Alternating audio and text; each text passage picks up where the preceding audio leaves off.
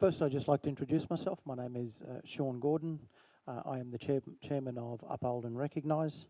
I'd just like to acknowledge that we're on the land, on the country of the people of the Kulin Nation. I pay my respects to their elders, past and present. I bring warm greetings from my people, the Barkindji and Wankamara people.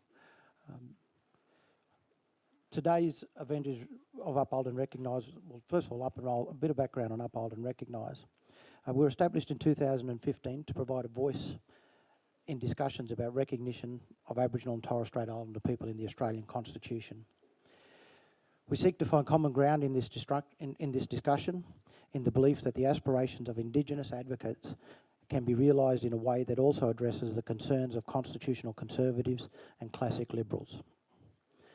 This is an exciting time for those interested in constitutional recognition of Indigenous peoples. Next week, Indigenous leaders will meet at Uluru following 12 regional dialogues. So far, these dialogues have made one thing absolutely clear: symbolic change is not enough. It must be accompanied by practical change. Uphold and Recognise's proposal for practical recognition involves 4 key points. 1 is repealing Section 25 of the Constitution. 2, replacing the race powers with an Indigenous people's power. 3, adopting an extra constitutional Australian Declaration of Recognition.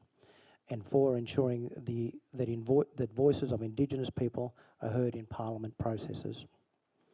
I find it particularly heartening that this call for practical change has fallen on such responsive ears in Parliament.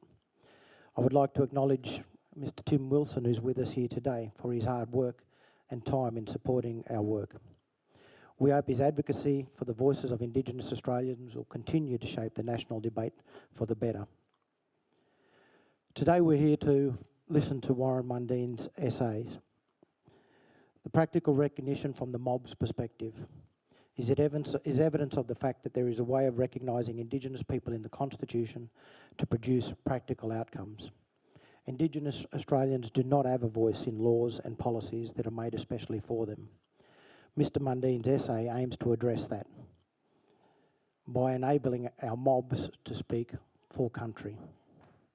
It is with pride and pleasure that we publish this essay in our monograph series of constitutional recognition.